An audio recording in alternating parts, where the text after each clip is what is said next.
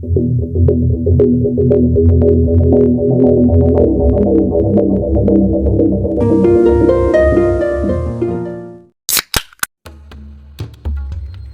everyone, welcome back to channel Weekly Crime Stories yang akan membahas kisah-kisah kriminal nyata yang penuh misteri. Bagi kalian yang menyukai kisah kriminal penuh misteri, jangan lupa klik tombol lonceng di bawah, subscribe channel ini agar kalian tidak terlewat kisah yang penuh misteri berikutnya. Dalam keheningan malam akhir Oktober 2024, wisatawan di air terjun Niagara menyaksikan pemandangan yang akan menghantui mereka. Seorang ibu dan kedua anaknya menghilang di balik pagar pembatas di Pulau Luna. Ini bukan sekedar kecelakaan tragis, ini adalah tindakan yang disengaja oleh Chianti Means yang berusia 33 tahun, seorang ibu yang patah hati dan pertikaian batinnya diam-diam meningkat hingga berakhir fatal. Chianti, yang dikenal banyak orang di dunia maya sebagai Diamond Scott, telah berbagi kilasan menyedihkan tentang kekacauan yang dialaminya dalam serangkaian unggahan media sosial selama beberapa minggu menjelang 28 Oktober. Unggahannya merinci kesedihan dan kerinduan yang mendalam terhadap keluarga yang telah ditinggalkannya. Dia meratapi hubungannya dengan ayah anak-anaknya, seorang pria yang dicintainya, meskipun mereka berjuang dan berpisah. Kesedihan hatinya bergema di seluruh unggahannya saat dia mengaku, "Saya berharap seseorang akan mencintai saya karena pria yang seharusnya mencintai saya tidak mencintai saya." Ia berpegang teguh pada harapan rekonsiliasi, sangat ingin memulihkan persatuan keluarganya, bahkan saat harapan itu mulai hancur. Dalam minggu-minggu terakhir ini, ia berjuang melawan rasa emosi dari kesedihan hingga kemarahan yang ia gambarkan sebagai kejengkelan, kemarahan, kesedihan, dan amarah yang membuatnya terkuras habis. Meskipun hatinya terluka, orang-orang di sekitarnya terkejut. Chianti memiliki latar belakang sebagai konselor kekerasan dalam rumah tangga, peran yang ia hargai sebagai cara untuk membantu orang lain melalui trauma. Teman-teman mengenalnya sebagai ibu yang kuat dan peduli, dan jelas bahwa cintanya kepada anak-anaknya, Roman yang berusia 9 tahun, dan Mecca yang berusia 5 bulan, sangat kuat. Namun, seruannya untuk memiliki bantuan di depan umum sebagian besar tidak diperhatikan atau bahkan mungkin disalahpahami. Tragedi ini menimbulkan pertanyaan yang meresahkan. Dapatkah seseorang campur tangan, atau apakah teman-teman dan keluarganya merasakan kesusahannya tetapi merasa tidak mampu membantu? Setelah kejadian itu, para penyelidik dengan cepat menyimpulkan bahwa tindakan Chianti disengaja, meskipun mereka terus menyelidiki keadaan khusus yang mengarah ke sana. Polisi negara bagian memeriksa rekaman pengawasan, mewawancarai penjaga taman dan saksi, serta menganalisis unggahan media sosialnya untuk mendapatkan wawasan tentang kondisi mentalnya. Kepolisian negara bagian New York dan polisi taman melakukan upaya pencarian intensif dengan pesawat nirawak dan unit bawah air untuk menemukan jasad Chianti dan anak-anaknya. Tetapi, derasnya air terjun Niagara membuat upaya pencarian menjadi sulit. Meskipun pencarian telah dilakukan selama berhari-hari, jasad-jasad tersebut tetap tidak ditemukan. Sebuah pengingat menyakitkan tentang akhir dari tragedi tersebut. Pernyataan polisi mengkonfirmasi bahwa tidak ada dugaan tindak pidana. Mereka memverifikasi bahwa mantan pasangan Chianti, meskipun disebutkan dalam unggahannya, tidak terlibat dalam insiden tersebut. Sebaliknya, pihak berwenang harus menyusun cerita tentang penderitaan pribadi yang tidak mudah masuk ke dalam parameter umum penyelidikan kriminal, tetapi malah menyoroti kegagalan dukungan dan kesadaran kesehatan mental yang menyayat hati.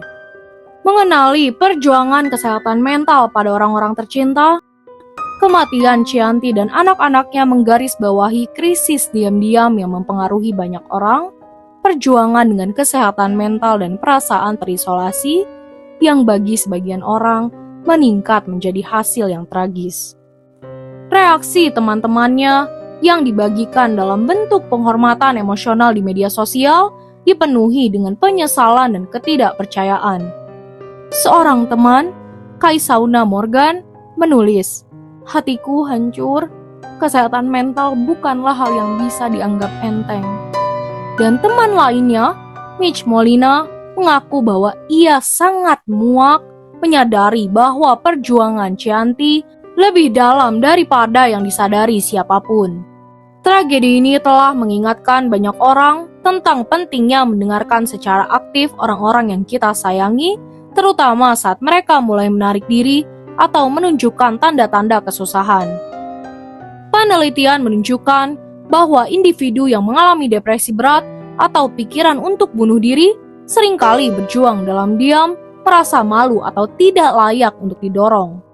Tanda-tanda seperti menarik diri dari pergaulan, ekspresi putus asa, perubahan suasana hati yang drastis, atau pesan-pesan samar yang tiba-tiba di media sosial merupakan tanda-tanda bahaya yang harus mendorong orang-orang terkasih untuk menghubungi mereka. Kisah Chianti juga menyoroti perlunya sumber daya kesehatan mental yang mudah diakses. Dengan latar belakangnya sebagai konselor, ia mungkin ragu untuk mencari dukungan karena merasa bertanggung jawab untuk menangani masalahnya sendiri. Perjuangan dalam diam.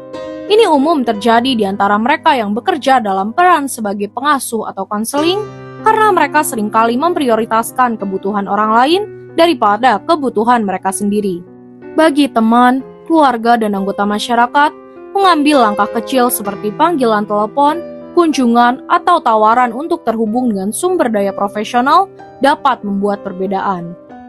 Mengamati tanda-tanda perjuangan kesehatan mental dan mengulurkan tangan dengan empati dapat menjadi kunci untuk mencegah tragedi seperti ini. Setelah tragedi ini, muncul seruan baru untuk meningkatkan kesadaran dan sumber daya kesehatan mental, terutama bagi para orang tua yang menghadapi tantangan berat sebagai orang tua tunggal, tekanan finansial, dan putusnya hubungan. Beberapa organisasi mendesak masyarakat untuk menghilangkan stigma terhadap masalah kesehatan mental dan menawarkan dukungan proaktif kepada orang-orang di sekitar mereka. Saluran bantuan krisis seperti National Suicide Prevention Lifeline yang kini dapat diakses dengan menghubungi 988 di Amerika Serikat dan Crisis Text Line mengirim SMS ke MHA ke 741741 berfungsi sebagai saluran bantuan bagi individu yang menghadapi keputusasaan. Saat air terjun Niagara terus mengalir, menyembunyikan tempat peristirahatan terakhir Chianti dan anak-anaknya, kisahnya tetap menjadi pengingat yang menyedihkan tentang betapa sulitnya perjuangan yang tak terlihat. Masyarakat dibiarkan bergulat dengan kemungkinan-kemungkinan, sementara orang-orang yang dicintainya berduka atas kepergiannya. Penghormatan mengalir, berharap untuk mengingatnya sebagai sesuatu yang lebih dari sekedar tindakan tragis terakhir dalam hidupnya.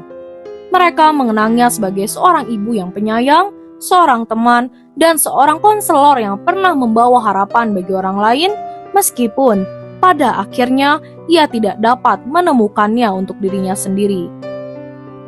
Namun, kisah ini tidak berakhir di sini. Kisah ini merupakan panggilan untuk bertindak mendesak kita untuk memecah kesunyian seputar kesehatan mental dan menjangkau mereka yang membutuhkan sebelum terlambat. Bagi kalian yang menyukai kisah kriminal misteri seperti ini, jangan lupa dibantu klik like, komen, share, serta subscribe channel ini. Dan untuk para penonton setia serta komentator setia, terima kasih telah membantu Weekly Crime Stories menjadi lebih baik lagi. Terima kasih.